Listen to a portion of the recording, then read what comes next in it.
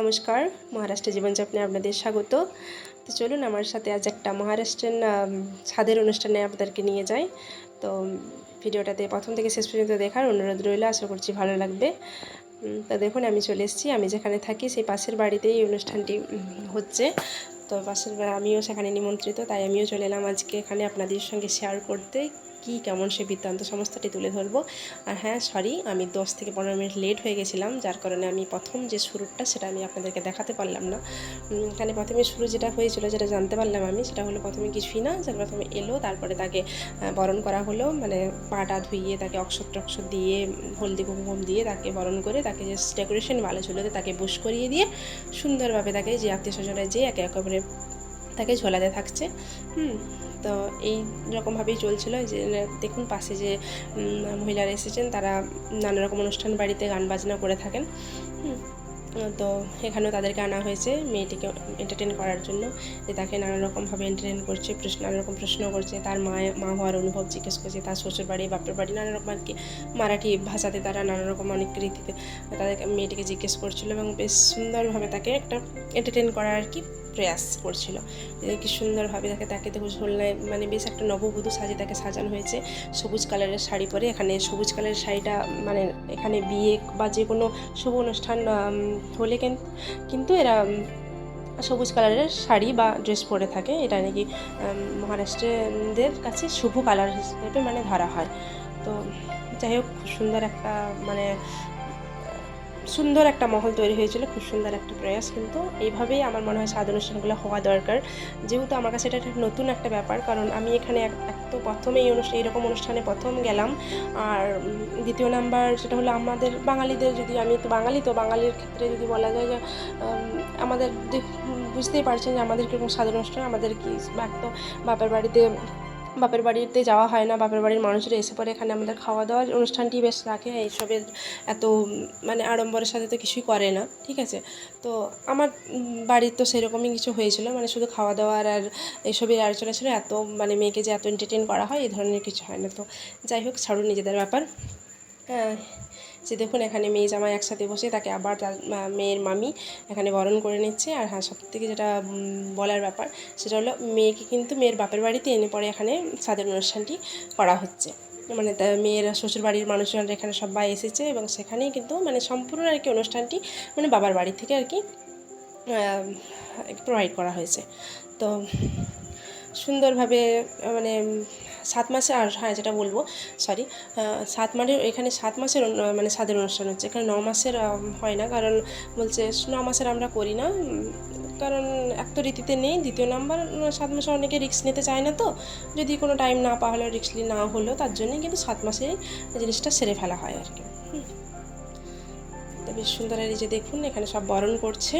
এখানে একটা যেটা ইন্টারেস্টিং ব্যাপার আপনাদের কাছে বলি, বেশ ব্লাউজ পিস দিয়ে মানে বরণ করে এখানে সমস্ত নিমন্ত্রণরাও আসুক। এই যে দেখুন যাচ্ছেন ব্লু কালারের শাড়ি পরে, ইনি কিন্তু মেয়ের মা, ইনিও কিন্তু ব্লাউজের পিস দিয়ে আশীর্বাদ করছেন। আমি তো বেশ অবাক হয়ে গেলাম যে ব্লাউজের পিস দিয়ে কেন শাড়ি বা অন্য কোনো কিছু জায়গা কোনো দেওয়া হয় না। বলছে না, আমরা এটাই নাকি আমাদের রীতি, আমরা ব্লাউজ পিস দিয়ে এরা আশীর্বাদ করি। তুমি ইচ্ছা হলে তো শাড়ি বা অন্য কিছু পরে দিতে পারো, কিন্তু আশীর্বাদের এই যে মুমেন্টটা, এটা কিন্তু ব্লাউজের পিস দিয়ে ব্যাপারটা হবে। তো আমার কাছে তো একটা অদ্ভুত ব্যাপার মনে হলো। তো যাই হোক, সব যে যার রীতি নিয়ে চলে, বা এটা তাদের রীতির ব্যাপার। তো ভালো। এখানে দেখুন খুব সুন্দরভাবে যে মহিলারা এসেছেন তাকে মেয়েটিকে দাঁড় করিয়ে নাচ গান, নিজেরাই নাচ করছে, গান করছে, বেশ সবাইকে নিয়ে এবার একটা সুন্দর মেয়েটাকে একটা সুন্দর মুহূর্ত উপহার দিচ্ছে, বেশ মাতিয়ে রেখেছে, বেশ সুন্দর। কিন্তু আমার কাছে বেশ ভালো লাগলো। তো আপনাদের এরকম ধরনের কোনো অভিজ্ঞতা হয়েছে কিনা আপনারাও বলবেন, কমেন্টে জানাবেন। তো আমার কাছে তো এটা একদম নতুন ব্যাপার। তো এই ধরনের ভিডিও যদি দেখতে মানে পছন্দ করেন, ভালো লাগে, তো অবশ্যই কমেন্টে জানিয়ে পরে বলবেন। আমি আবারও মানে আমার সামর্থ্য অনুযায়ী যতটা পারবো আপনাদের সামনে তুলে ধরার চেষ্টা করবো আমি এই মহারাষ্ট্রিয়ানদের কালচার সব কিছু। তো অবশ্যই আমার ভিডিওগুলো যদি ভালো লাগে একটি লাইক এবং আপনার পরিজন বন্ধুদের সাথে শেয়ার করে দিন। আর আমার চ্যানেলটিকে সাবস্ক্রাইব করার অনুরোধ রইল আপনাদের কাছে। দেখুন সবাই মিলে বেশ নাচে গানে পুরো মহল তৈরি করে নিয়েছে তারা।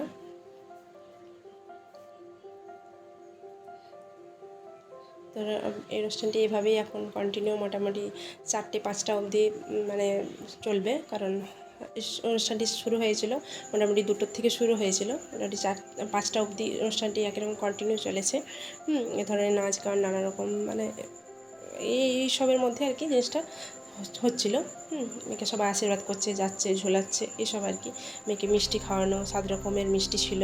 বেশ ওই যে ডেকোরেট করা রয়েছে টেবিলটা দেখতে পাচ্ছেন এখানে, বেশ একটা ফ্রুট মানে তত্ত্ব দেওয়া ছিল, ফলের তত্ত্ব ছিল, নানা রকম আয়না ছিল, নানা রকম ওদের আর কি নিয়মকানুন হিসেবে দেওয়া ছিল। যেখানে দেখুন কেক কাটিং ব্যাপারটা চলছে, আর কিছুক্ষণ আগে যেটা দেখলেন ওটা রান্নার আর কি মানে খাওয়া দাওয়ার আয়োজনে যেখানে রান্না হচ্ছে সেই রান্নার ভিডিওটি। এখানে কিন্তু একটা যেটা আরও একটা অদ্ভুত ব্যাপার, সেটা হলো এখানে যে কোনো ভোজবাড়ি অনুষ্ঠান বলুন, যেখানে বড় বড় যে কোনো কাজ হলে এখানে কিন্তু মহিলারাই মানে ভাড়া করে নিয়ে আসা হয় তাদেরকে, এবং তারাই মহিলারাই কিন্তু রান্নাটা করেন। এত মানুষের রান্না কিন্তু মহিলারাই করেন, এখানে কিন্তু পুরুষদের কোনো ইয়েই নেই, ঠিক আছে। তো হেল্পের জন্য এক আধজন পুরুষ যদি থেকেও যায়, কিন্তু রান্নাটা কিন্তু মহিলারাই করবে।